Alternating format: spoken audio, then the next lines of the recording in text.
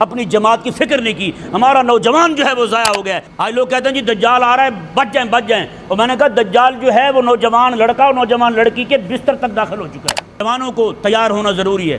نوجوان اگر اس امت کا اثاثہ نوجوان ہے، یہ نوجوان ہی کھڑے ہوں گے، نوجوان ہی مجاہد بنیں گے، نوجوان ہی اللہ تعالیٰ کے دین کے غلبے کے لیے کھڑے ہوں گے تو ہی کام بنے گا بھائی۔ آج نوجوان اگر تیار نہ ہوئے، نوجوانوں نے اپنے آنے والی نسلوں کو تیار نہ کیا تو پھر یہ ذہن میں رہے کہیں یہ نہ ہو کہ ہمارے ہی گھر کے لوگ جو ہیں وہ دجال کی جماعت میں جا کر کھڑے۔ دین کی فکر جہاں ہوگی وہاں نہ دجال آ سکتا ہے نہ دجالیت آ سکتی ہے۔ الحمدللہ رب العالمین والصلاة والسلام علی سید الانبیاء والمرسلین، اما بعد فاعوذ باللہ السمیع العلیم من الشیطان الرجیم، بسم اللہ الرحمن الرحیم۔ وَأَنَا اخْتَرْتُكَ فَاسْتَمِعْ لِمَا يُوحَىٰ صدق اللہ العظیم وبلغنا رسولہ النبی الکریم الامین، بلغ العلا بکمالہ کشف الدجا بجمالہ، حسنت جمیع خصالہ، صلوا علیہ وآلہ۔ حاضرین ذوی الاحتشام، اللہ تبارک و تعالیٰ کا کروڑہ احسان جس خداوند قدوس نے ہم سب کو آج کی اس پر مغز اور پر رونق محفل میں آنے کی توفیق عطا فرمائی۔ میں نے جو آپ کے سامنے سورۃ طٰہٰ شریف کی ایک آیہ مبارکہ تلاوت کی، خلاق کائنات نے حضرت سیدنا موسیٰ علیہ نبینا علیہ السلام کو وحی فرمائی۔ آپ کو جو اللہ تبارک و تعالیٰ نے وحی فرمائی، اس وحی کے بعد حضرت موسیٰ علیہ السلام سیدھے فرعون کے پاس جاتے ہیں، اسے جا کر کے فرماتے ہیں کہ تو بنی اسرائیل کو چھوڑ دے جی، اور ساتھ ہی توحید کی دعوت بھی دیتے ہیں فرعون کو۔ حضرت موسیٰ علیہ السلام کی جو جد و جہد تھی یہ ایک خاص موڑ تک پہنچانی تھی، اور وہ تھی مسجد اقصیٰ کی فتح۔ سمجھ آیا نا جی؟ مسجد اقصیٰ پر اس وقت جو ہے وہ کافروں کا قبضہ تھا۔ حضرت موسیٰ علیہ السلام کو اللہ تبارک و تعالیٰ نے بھیجا تھا، چونکہ مصر سے نکلتے تو شام پہنچتے، مصر سے نکلنے کے لیے پہلے فرعون کے ساتھ مزاحمت ضروری تھی، تو حضرت موسیٰ علیہ السلام جو ہیں سب سے پہلی مزاحمت، کیونکہ انسان جو ہے پہلے گھر سے رکاوٹیں دور کرتا ہے تبھی جا کے اس کا پیغام جو ہے وہ باہر اقوام تک پہنچتا ہے، لوگوں تک پہنچتا ہے۔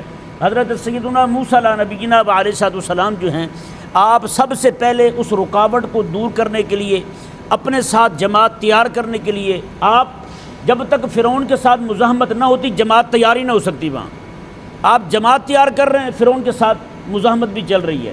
اللہ اب چونکہ ان کے پاس ایسے وسائل نہیں تھے، ایسے حالات نہیں تھے، ایسے معاملات نہیں تھے کہ جماعت موسیٰ جو ہے یعنی بنی اسرائیل جو ہیں وہ فرعون کے ساتھ، قبطیوں کے ساتھ پورا مزاحمت کے معاملہ رکھ سکیں۔ اللہ تبارک و تعالیٰ نے ان کو وہاں سے ہجرت کا حکم دیا۔ یہ جب وہاں سے نکلے خاموشی کے ساتھ، بغیر کسی کو اطلاع دیے، اب ہوا یہ کہ رات کو ان کو بھی بھنک پڑ گئی کہ یہاں سے نکل گئے ہیں موسیٰ علیہ السلام پوری جماعت کو لے کے، اور بندہ بھی کوئی ایک آدھ نہیں ہے، 6 لاکھ بندے نکل رہے ہیں وہاں سے، مصر کو 6 لاکھ بندہ چھوڑ کے جا رہا ہے۔ تو فرعون جو ہے وہ اپنے پورے لاؤ لشکر کے ساتھ حملہ آور ہوا، پیچھے سے اس نے ان کا جناب ان کو ڈھونڈنا شروع کیا۔ حضرت موسیٰ علیہ السلام بھی بالکل دریا کے کنارے جا پہنچتے ہیں، پیچھے سے فرعون بھی آ جاتا ہے۔ اللہ تبارک و تعالیٰ کی بارگاہ میں عرض کرتے ہیں، مولا اب 6 لاکھ بندہ ہے، کشتیوں پہ جائیں تو کیسے جائیں، کشتیاں بھی ڈھونڈیں تو کیسے ڈھونڈیں جی۔ اللہ تبارک و تعالیٰ نے وہیں پہ وحی فرمائی موسیٰ علیہ السلام کو کہ فرمایا کہ آپ جو ہے نا بس اپنا عصا جو آپ کے پاس ہے اسی کو مارو، یہی دریا جو ہے آپ کو راستہ دے دے گا۔ اللہ تبارک و تعالیٰ کا کرنا دیکھیں، وہی عصا جو ہے پتھر پہ لگے تو پانی نکال دیتا ہے، اور پانی پہ لگے تو راستہ بنا دیتا ہے۔ یہ اللہ تبارک و تعالیٰ کا فضل ہے، یہ مالک کا کرم ہے، کیونکہ دین کے لیے نکلے ہوئے ہیں نا اللہ تبارک و تعالیٰ، پھر ان کے عصے میں ہے ایک ہی شے۔ یہاں یہ نہیں ہوتا کہ ایک ہی دوائی ہو ہر بیماری کو وہی لگ جائے۔ ہر بیمار کو پیناڈول تھوڑی دیتے ہیں، نہیں نہ دیتے، ہر بیمار کو جناب نمز بھی نہیں کھلاتے۔ کسی کو کوئی مسئلہ ہو جائے نمز کھا لو، کوئی مسئلہ ہو جائے پیناڈول کھا لو، یہی ہر بیماری کے لیے پیناڈول کھا کھا کے بھی ہم نے اپنے میدوں کا بیڑا غرق کیا ہوا ہے۔ یہ طبیب سے پوچھ کے کرتے ہیں، لیکن قربان جائے یہاں کیا ہے، اللہ تبارک و تعالیٰ کے پاک پیغمبر ہیں۔ حضرت موسیٰ علیہ السلام کہیں بیٹھے ہوتے ہیں اکیلے، کہتے ہیں مولا دل ذرا اداس ہو رہا ہے، وہی عصا جو ہے آپ کے ساتھ باتیں کرتا ہے، آپ کا دل راضی ہو جاتا ہے جی۔ اکیلے ہوتے ہیں، اسی عصے کے ساتھ آپ جناب مارتے ہیں پتے نیچے گرا لیتے ہیں اپنی بکریوں کے لیے، وہی عصا جو ہے آپ مارتے ہیں پتھر پر، اس میں سے چشمے جاری ہو جاتے ہیں، چشمہ بھی ایک نہیں دو نہیں 12 چشمے جاری ہو جاتے ہیں، وہی عصا جناب پانی پہ مارتے ہیں تو وہ خشک راستہ بنا کے دے دیتا ہے۔ اللہ اکبر کبیرہ۔ آج لوگ سمجھتے ہیں یار دین پڑھیں گے تو روٹی کہاں سے کھائیں گے، نماز پڑھنے جائیں گے دکان کا نقصان ہو جائے گا۔ میں نے کہا خدا کے بندے تو دین کے ساتھ مخلص ہو جا، جیسے موسیٰ علیہ السلام ہوئے تھے، اللہ تبارک و تعالیٰ تیرے ڈنڈے میں اتنی برکت رکھ دے گا، جہاں ٹھوک دے گا اللہ تبارک و تعالیٰ وہیں سے تیرے لیے چشمے جاری کر دے گا۔ ہیں مخلص تو ہو دین کے ساتھ تم۔ حضرت موسیٰ علیہ السلام جو ہیں آپ کھڑے ہیں وہیں پہ، اللہ تعالیٰ نے فرمایا کہ عصا ماریں، عصا مار دیا۔ اب یہاں پہ کیا ہے بھائی، یہاں پہ ایک طرف روحانیت ہے ایک طرف مادیت ہے، مادیت حکومت سارا کچھ فرعون کے پاس ہے، روحانیت یعنی مولا کے ساتھ تعلق جو ہے وہ موسیٰ علیہ السلام کے ساتھ ہے۔ موسیٰ علیہ السلام نے عصا مارا، راستے بن گئے، راستوں کو دیکھ کے موسیٰ علیہ السلام کے ماننے والے سارے گزر گئے۔ وہ راستہ ایسے نہیں تھا بلکہ پانی جو ہے اس طرح اوپر کھڑا ہوا تھا، اس طرح یہ دریا کے پاس سے گزرتے ہیں تو دیواریں بنی ہوتی ہیں وہاں پہ، لوہے کے جنگلے بنے ہوتے ہیں، اسی طرح پانی کھڑا ہوا ہے اور لوگ گزرتے ہوئے ادھر سے گزرنے والے ساتھ والے کے ساتھ باتیں کرتے جا رہے ہیں، باتیں کرتے ہوئے جا رہے ہیں۔ فرعون نے جب دیکھا راستے نہیں تھے، ایک دم سے راستے بن گئے، اس نے کہا عجیب ٹیکنالوجی آ گئی ہے یہ، کیونکہ ذہن فرعون کا تھا نا، وہ ٹیکنالوجی کی نگاہ سے دیکھ رہا تھا، لیکن نگاہ موسیٰ علیہ السلام والی ہوتی تو اس کو روحانیت کی نگاہ سے دیکھتا وہ۔ بھائی ٹیکنالوجی وہاں نہیں جاتی جہاں روحانیت لے جاتی ہے، ٹیکنالوجی ہمیں مسجد سے باہر لے گئی ہے، لیکن روحانیت جو ہے ہمیں وہ گھر میں پڑے ہوئے گندے بندے کو بھی رب تعالیٰ کی بارگاہ تک پہنچا دیتی ہے۔ ہاں روحانیت یہ شے ہے۔ آج لوگ پوچھتے ہیں بھی وہ کیا یار کیا ملے گا، اس سے کیا فائدہ ہوگا؟ میں نے کہا بھائی آنکھ بند ہونے دے، پتہ چل جائے گا تمہیں اس سے فائدہ کیا ہوتا ہے۔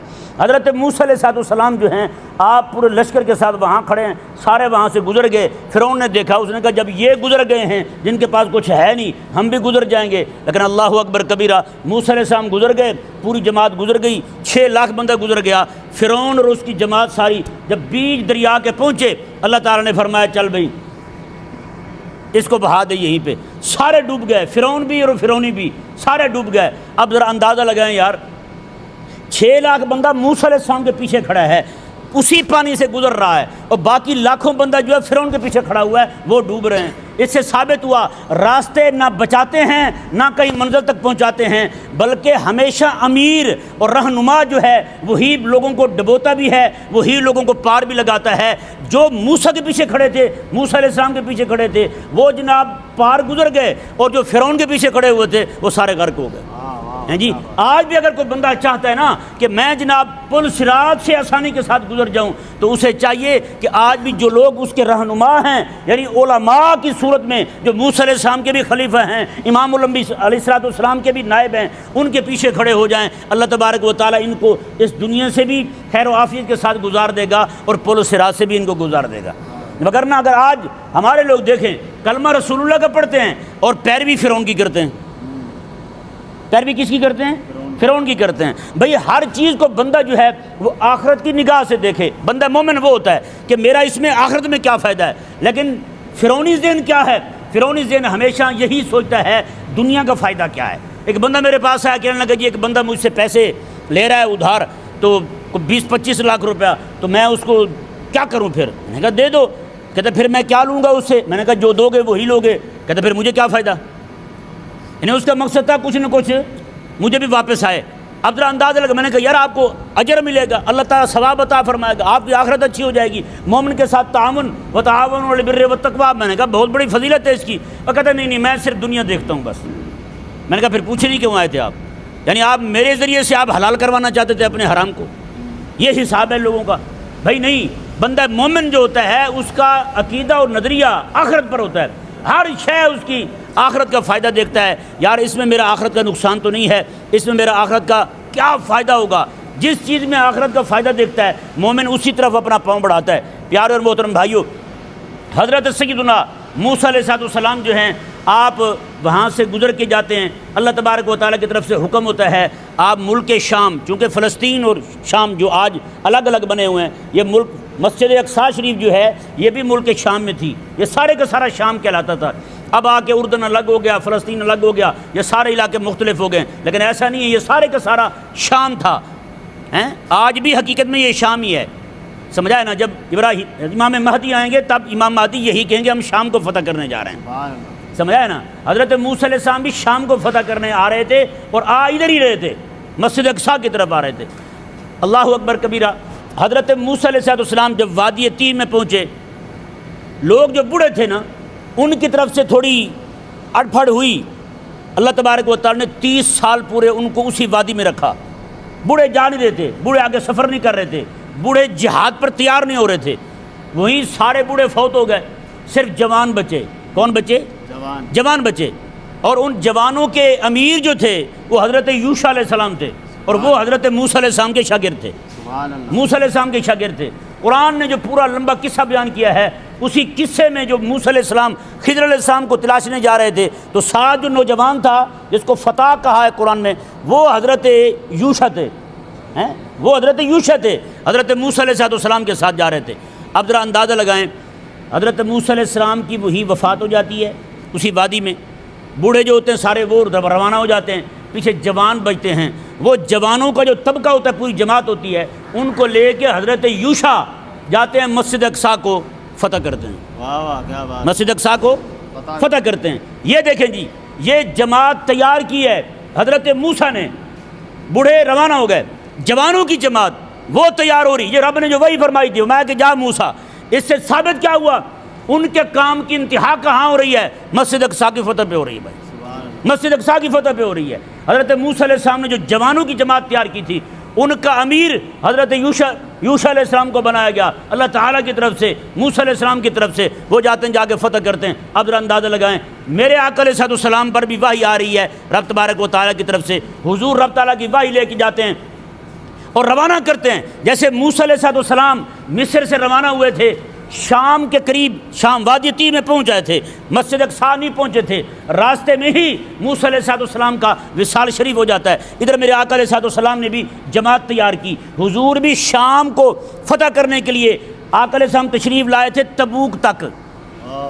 سمجھائے نا جی؟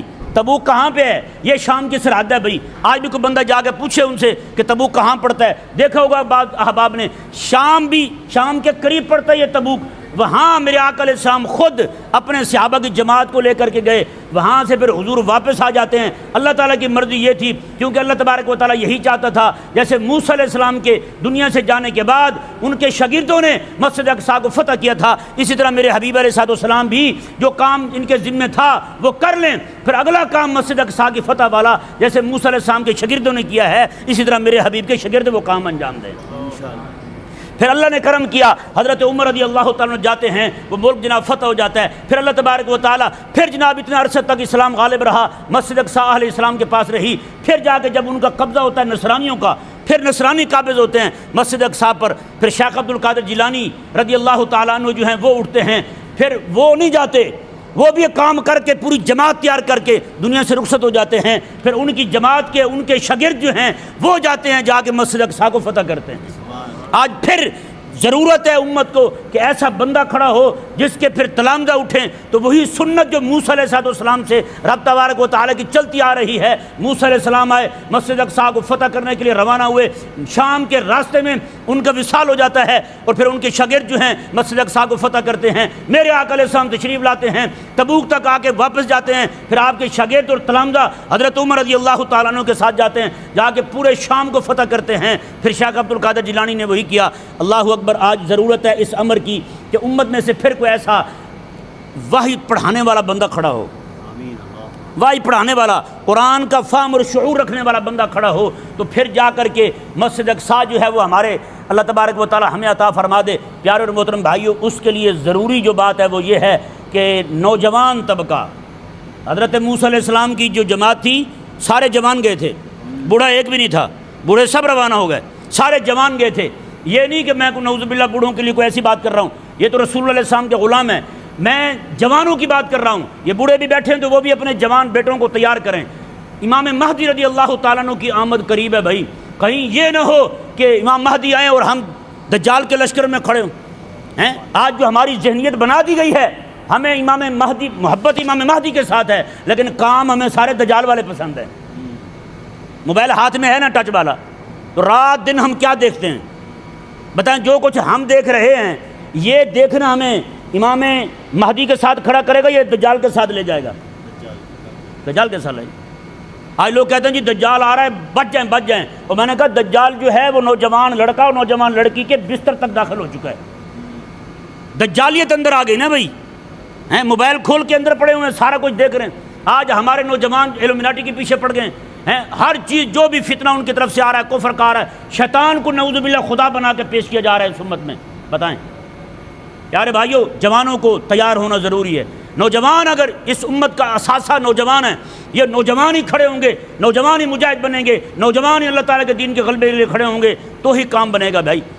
آج نوجوان اگر تیار نہ ہوئے، نوجوانوں نے اپنے آنے والی نسلوں کو تیار نہ کیا، تو پھر یہ ذہن میں رہے کہیں یہ نہ ہو کہ ہمارے ہی گھر کے لوگ جو ہیں وہ دجال کی جماعت میں جا کر کھڑے ہو جائیں۔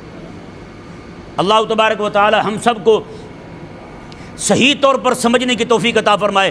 جو ایک فکر ہے، جو ایک درد ہے، جو اللہ تبارک و تعالیٰ نے حبیب کریم علیہ السلام کے واسطے سے ہمیں دیا ہے، وہ درد ہر بندے کے دل میں آ جائے۔ بھئی جب تک کسی بندے کو فکر نہ ہو، پریشانی نہ ہو، تو بندہ کچھ کرتا بھی نہیں ہے۔ آج آپ یہاں بیٹھے ہوئے نا، دکانیں چلا رہے ہیں، اپنے کاروبار چلا رہے ہیں، کس لیے چلا رہے ہیں؟ فکر ہے یار، بچے ہیں، گھر والیاں ہیں، ابا ہیں، اماں ہیں، بوڑھے ہیں، ان کی دوائیاں ہیں، ان کے معاملات ہیں، روٹی کا خرچ ہے، باقی آگے پیچھے معاملات ہیں۔ ایک فکر ہے جو ہمیں یہاں لائی ہے، ایک پریشانی ہے جو پورا دن ہمیں دکان پہ کھڑا رکھتی ہے۔ تو بھائی دین کے لیے کتنی پریشانی لی ہے ہم نے، دین کے لیے کتنی پریشانی لی ہے۔ وہ یہ تو دنیا ہے بھائی، یہ ہمارے رشتے عارضی رشتے ہیں، ہاں یہ رشتے ختم ہو جائیں گے، یہی وہ رشتے ہیں یوم یفر المرء من اخیہ و امی و ابی۔ اللہ تعالیٰ نے فرمایا قیامت والے دن ابا بھی بھاگے گا، اماں بھی بھاگے گی، بیوی بھی بھاگے، وہ صاحبتی و بنی، بیوی بھی چھوڑ دے گی، بھائی بھی چھوڑ دے گا۔ جو کہتے تھے جیواں گے نال تیرے تے مراں گے نال تیرے، جی وہ بھی ساتھ چھوڑ دیں گے۔ کوئی بھی کسی کی قبر میں نہیں گھستا۔ کبھی دیکھا کسی نے کہ مردے کو دفن کرنے لگے کوئی یہ مجھے بھی ساتھ دفن کر دیں؟ کوئی بھی نہیں ہوتا دفن، یہ صرف باتیں ہوتی ہیں۔ تو پیارے اور محترم بھائیوں، اگر ہم چاہتے ہیں کہ ہمارے رشتے ہمارے گھر میں دجال نہ گھسے، تو پھر اپنے دل کے اندر امام مہدی کی محبت کو لائیں، امام مہدی کی فکر کو لائیں، اور دین کی فکر کو لائیں۔ دین کی فکر جہاں ہوگی وہاں نہ دجال آ سکتا ہے، نہ دجالیت آ سکتی ہے۔ اپنے آپ کو بچائیں دجال سے۔ اور یہ سارے کا سارا کیسے ہوگا؟ اب دیکھیں دجال کا تعلق بھی کس جگہ کے ساتھ ہے۔ دجال کہاں قتل ہوگا؟ شام میں قتل ہوگا، مسجد اقصیٰ کے پاس قتل ہوگا، لد مقام لد باب لد جو ہے وہاں قتل ہوگا دجال۔ تو یہ امام مہدی کہاں جائیں گے؟ مسجد اقصیٰ پہنچیں گے۔